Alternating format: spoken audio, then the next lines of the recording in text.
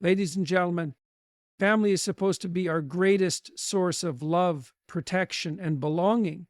But what happens when the people who are meant to lift you up are the very ones who tear you down? What happens when the hands that should hold you become the ones that wound you? It's a painful reality, one that many of us face in silence. We're taught that family is everything, that blood is thicker than water, and that we must always forgive and forget. But what if that very mindset is what keeps us trapped in cycles of pain?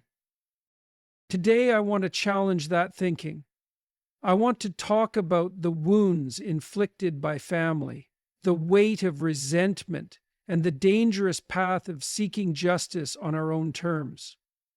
Most importantly, I want to tell you why the strongest thing you can do is let go and allow God to handle those who have hurt you. Because when you hold on to pain, it owns you. But when you release it, when you place it in the hands of something greater than yourself, that's when true healing begins. Now, let's talk about why family is the foundation, but not always a safe one. From the moment we enter this world, we are born into a structure, our family. It is meant to be the foundation of our existence, the place where we are nurtured, loved, and guided.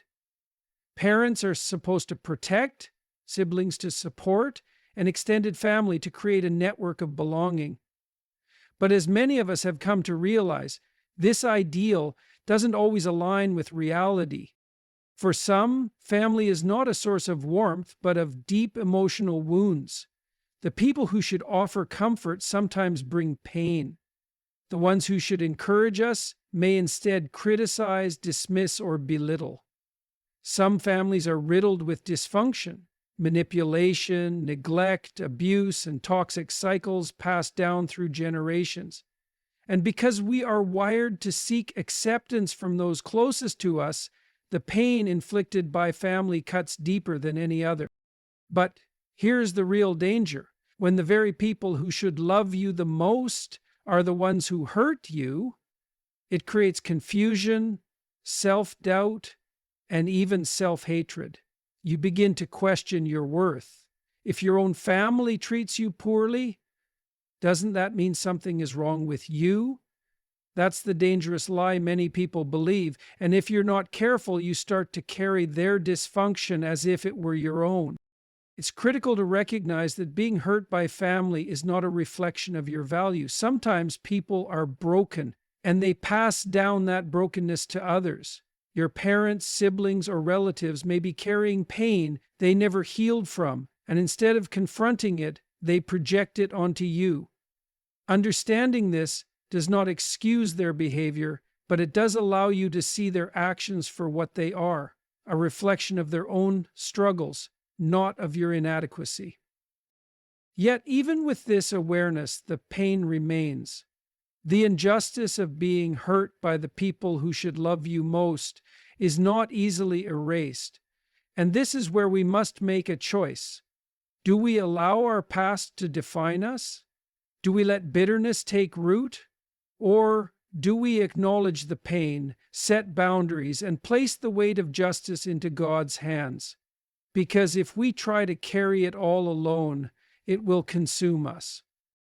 Family is meant to be a foundation, but if that foundation is cracked, you are not obligated to stand on it. Instead, you must seek a higher foundation, one built on truth, healing, and strength beyond what this world can offer.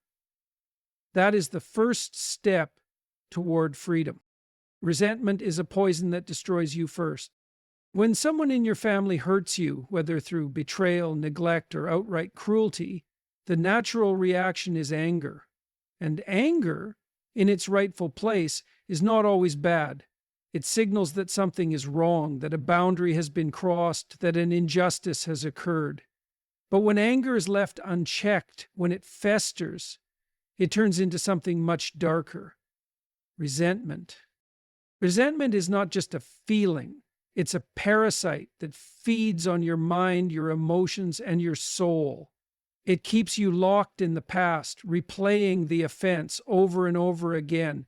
as if reliving the pain will somehow provide justice. But the truth is, it won't. It will only deepen the wound. It will turn your pain into your identity. And worst of all, it will chain you to the very people who hurt you. Think about it. When you hold on to bitterness, who suffers the most? Not them. You do. You lose your peace. You lose your ability to trust, to love freely, to experience joy. You might think that holding on to resentment is a form of strength, a way of saying, I will never let them get away with what they did to me. But in reality, it's not strength. It's a prison. The hard truth is this: the people who hurt you may never apologize. They may never change. They may never even acknowledge the pain they caused. So what then? Do you allow their actions to dictate the rest of your life? Do you let their wrongdoing steal your future? This is why you must make a choice, not for them, but for yourself. The choice to release the bitterness, to surrender the need for revenge, and to let God handle justice. Forgiveness does not mean excusing what they did. It does not mean pretending the pain didn't happen. It simply means refusing to let their actions hold power over you any longer. Because here's the reality: when you let go of resentment, you don't lose, you win. You reclaim your peace, your strength, your ability to move forward. But if you hold on to it, if you allow it to harden your heart, you will become the very thing you despise. The only way to truly heal is to put justice into the hands of something greater than yourself, to trust that what is broken will be dealt with not by your own bitterness, but by a higher power that sees all, knows all, and judges rightly. Only then can you be free. Boundaries are not betrayal. One of the most dangerous lies we are taught is that family deserves unconditional access to our lives, no matter how much they hurt us. That blood ties mean we must endure mistreatment, tolerate toxicity, and accept abuse because they're family. This idea is not love, it is manipulation. You are not betraying your family by protecting yourself. Setting boundaries is not an act of disloyalty, it is an act of self-respect. There is no virtue in allowing yourself to be mistreated. In fact, enabling toxic behavior only reinforces it.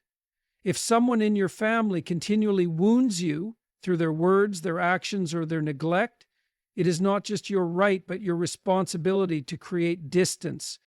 Some will try to guilt you into staying in unhealthy relationships. They'll say, but we're family, as if that justifies their harmful behavior. But let's be clear, family is not an excuse for cruelty.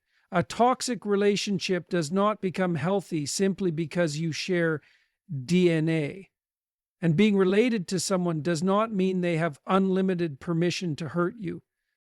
There are times when the most loving thing you can do for yourself and even for them is to step back, to say, I will not allow this behavior in my life, to refuse to participate in cycles of dysfunction. And this is not selfish, this is necessary. But here's what makes it hard. When you start setting boundaries, some people will not like it. They will call you selfish, cold, or disrespectful. They will push back because they benefited from your silence, your compliance, your willingness to tolerate mistreatment. Do not let this manipulation break you. Do not let guilt keep you bound to toxicity. It is not unkind to protect your peace. It is not wrong to say, I love you, but I will not allow you to destroy me. And it is certainly not a betrayal to walk away from a relationship that only brings you pain.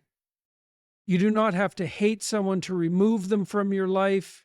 You do not have to seek revenge to create distance. You simply have to recognize that your well-being matters. And when the weight of broken family ties becomes too heavy to carry, you must place it in God's hands and walk forward without shame, without guilt, and without looking back. Justice belongs to a higher power.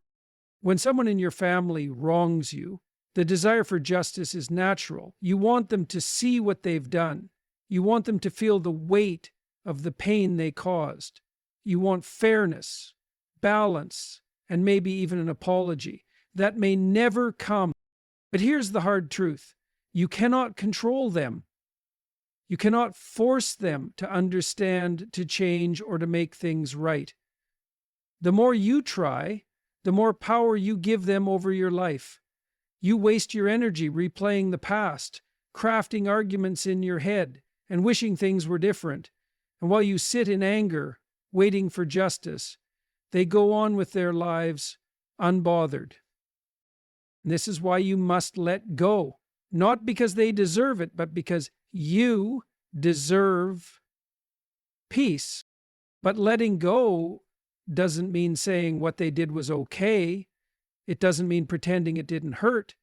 It means surrendering the need for revenge and trusting that justice, real justice, is not yours to enforce. It belongs to a higher power. Think about this. If you take justice into your own hands, through bitterness, retaliation, or hatred, do you actually win? Or do you become just as toxic as they are? If you let your pain consume you, does it punish them, or does it destroy you instead? There is a reason we are told to let God handle justice, because He sees what we don't. He knows the truth behind every wound, every betrayal, and every lie. And His justice is perfect, not driven by emotion, but by righteousness. So the question is, do you trust Him enough to let go? This is not weakness, it is strength. It is choosing to say, I will not let their darkness become mine. It is choosing to step back, to move forward, and to allow God to deal with them in His time and His way. You don't need to fight every battle. You don't need to hold on to anger to prove a point. Release them, not because they deserve mercy, but because you deserve freedom. And the moment you do, you'll find that justice was never your burden to carry in the first place. Transform pain into wisdom. Pain, especially when inflicted by family, can feel unbearable. It shakes your sense of belonging, your trust in others, and sometimes even your faith in yourself. It can leave you questioning why. Why did they treat me this way? Why didn't they love me the way I needed? Why wasn't I enough for them to change? These questions can haunt you, dragging you into a cycle of anger, sadness, and self-doubt. But here's something you need to understand. Pain, when faced correctly, can either break you or build you. It can turn you into someone bitter, closed off, and filled with resentment, or it can refine you into someone wiser, stronger, and more resilient.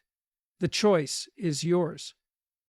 Many people allow their pain to define them. They stay stuck in the past, reliving their wounds over and over again, as if doing so will somehow rewrite history. But pain, if it serves any purpose, is meant to teach. It's meant to sharpen your understanding of yourself, of others, and of what you will and will not accept in life. You must take what was meant to destroy you and turn it into something that elevates you. Learn from it. Let it make you more discerning about the relationships you allow into your life. Let it teach you the importance of boundaries, self-respect, and emotional maturity. Let it be the reason you break the cycle and refuse to pass down the same dysfunction to the next generation.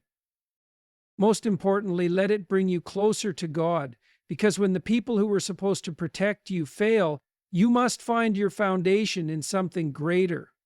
Pain has a way of forcing us to look beyond ourselves, beyond human relationships, and toward something unshakable. This is not about ignoring what happened. It's about refusing to let it own you The greatest revenge is not vengeance, it's transformation. It's walking away from your past, not as a victim, but as someone who rose above it. It's choosing to live well, love deeply, and find joy despite what you've been through. That is how you win. Your pain was real, your wounds were deep, but they do not have to define you. You were meant for more than suffering. You were meant for growth, for wisdom, and for a future brighter than your past. And when you finally embrace that, nothing that was done to you can ever break you again.